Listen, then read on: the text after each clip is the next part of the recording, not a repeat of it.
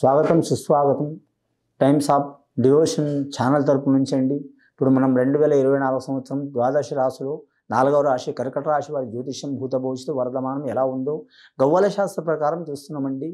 Times of devotion channel తరపు నుంచి 4వ రాశి గవ్వల శాస్త్రం ఎలా ఉందో కర్కట రాశి వారి జాతకం 9 గవ్వలు 3 సార్లు వేసి వాటిని లెక్కబెట్టి జ్యోతిష్యం చూద్దామండి.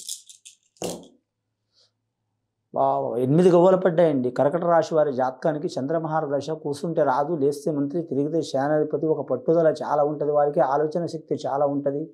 వారి జ్యోతిష బలంలో చూడాలంటే మహా మేధావులై ఉంటారు, లేదా మాత్రం మహా మొండివారై ఉంటారు. వాళ్ళు తొందరగా నమ్మే అవకాశం ఉంటుంది. రకరకాల డౌట్లు ఉంటాయి వారి జాతకంలో. చంద్రమహార దశ వారికి మాత్రం డబ్బుకు లోటు ఉండదండి, కానీ డబ్బులు విపరీతంగా ఖర్చు పెట్టే అవకాశం ఉంటుంది వారి జాతక బలంలో. ధనయోగం చాలా వరకు ఉంటుంది వారికి. అష్టకష్ట యోగాలు కూడా ఉన్నాయి, అష్టైశ్వర్య యోగాలు కూడా ఉన్నాయండి. 8 గవ్వలంటే చాలా వరకు ఇబ్బంది అనుకుంటారు, కానీ మాత్రం 8 గవ్వలు చాలా వరకు శుభయోగమే ఉంటుందండి.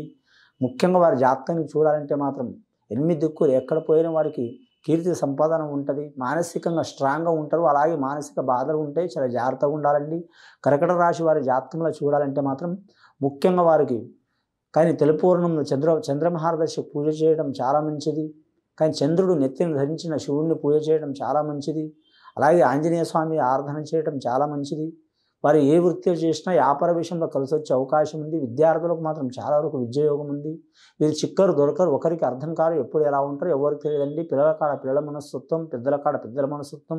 ఎక్కడుంటే ఎవరితో పాటు వాళ్ళతో కలయిక ఉంటుంది. ఏ టాపిక్ గురించి అయినా క్లియర్గా మాట్లాడే యోగం ఉంటుంది వీరి జాతకానికి. వాగ్దాట్య శక్తి చాలా ఉంటుందండి. రాజకీయ రంగంలో అయితే చాలా వరకు వీరు మాత్రం కీర్తి సంపాదించే అవకాశం ఉందండి. వీరికి మహా తెలివి ఉంటుంది, కానీ మాత్రం వీరి తెలివిని ఇతరులు వాడుకుని మాత్రం ఇబ్బందులు పెట్టే అవకాశం ఉంటుందండి. జాగ్రత్తగా ఉండాలండి. రెండవసారి గవ్వలేసి చూద్దామండి కర్కట రాశి వారి జ్యోతిష బలం మీద. రెండవసారి గవ్వలేస్తే 4 గవ్వలు పడ్డాయండి. రాహుమార్ దశ వీరి జాతకంలో చూడాలంటే ముఖ్యంగా వీరి జ్యోతిష బలం మాత్రం పుష్యమి నక్షత్రం వారికి మాత్రం శుభయోగం ఉంటుందండి. ఆశ్లేష నక్షత్రం వారికి కొన్ని ఇబ్బందులు చిక్కులు వచ్చే అవకాశాలు ఉంటాయండి. చాలా జాగ్రత్తగా ఉండాలి. వీరి పేరు మీద వివాహ యోగం కానీ ఇష్టప్రకార వివాహ యోగం కానీ అనుకునే వారు కొద్దిగా జాగ్రత్తగా ఉండాలండి. పెద్దల మాట ప్రకారం నడవటం చాలా వరకు మంచిది. విదేశానం, ఏరే దేశం, ఏరే రాష్ట్రం, ఏరే ప్రాంతం వెళ్ళాలనుకునే వారికి, అలాగే కళాకారులకు కలిసి వచ్చే అవకాశం ఉంటుంది. స్త్రీలకు చాలా వరకు శుభయోగం ఉంటుంది. అలాగే వీరికి తల్లి ప్రేమ అధికం ఉంటుంది వీరి జాతక బలానికి. వీరికి అధికమైన ప్రేమ కూడా ఉంటుంది, అలాగే అధికమైన కోపం కూడా ఉంటుంది.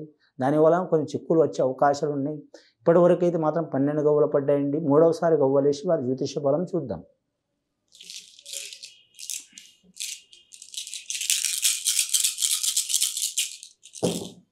మూడవసారి గవ్వలు వేస్తే మాత్రం గురు మహారదశ 3 గవ్వలు పడ్డాయండి. చాలా వరకు శుభయోగం గవ్వలు పడ్డాయి వీరి జాతకానికి. రాజకీయ నాయకులు కలిసి వచ్చే అవకాశం ఉంది, విద్యార్థులు కలిసి వచ్చే అవకాశం ఉంది. నిరుద్యోగులకు మాత్రం ఖచ్చితంగా ఉద్యోగం కలిసి వస్తుందండి. గవర్నమెంట్ ఉద్యోగం కోరుకునే వారికి మాత్రం 70% కలిసి వచ్చే అవకాశం ఉంది. కేంద్ర పరంగా 30% ఉంటుందండి, కానీ మాత్రం ముఖ్యంగా మాత్రం రాష్ట్ర పరంగా మాత్రం 70% కలిసి వచ్చే అవకాశం ఉందండి. కానీ వివాహ యోగంలో, కళ్యాణ యోగంలో కలిసి వచ్చే అవకాశం ఉంటుంది. కానీ గత కొన్ని సంవత్సరాల నుంచి భార్యాభర్తల విషయంలో విరోధాలు, చిక్కులు, చికాకులు, బాధలు ఉన్నవారు, దూరంగా ఉన్నవారు దగ్గరయ్యే అవకాశం ఉంది.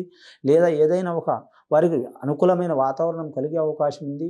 ఈ రాశి వారి జాతకంలో పౌర్ణమి, అమావాస్య ప్రభావం ఎక్కువ ఉంటుంది కాబట్టి వీరు ఖచ్చితంగా మాత్రం ఎవరు పూజ చేసినా చేయకపోయినా మాత్రం ముఖ్యంగా మాత్రం ఆ జగన్ మాత్రం పూజ చేయటం అమ్మవారిని. రెండవది మాత్రం భోళా శంకరుని పూజ చేయటం చాలా వరకు శుభయోగం ఉండని. ఇది విని చూసి ఆచరించే వారికి గొప్ప ఫలితాలు కలుగుతాయండి. శుభం భూయత్.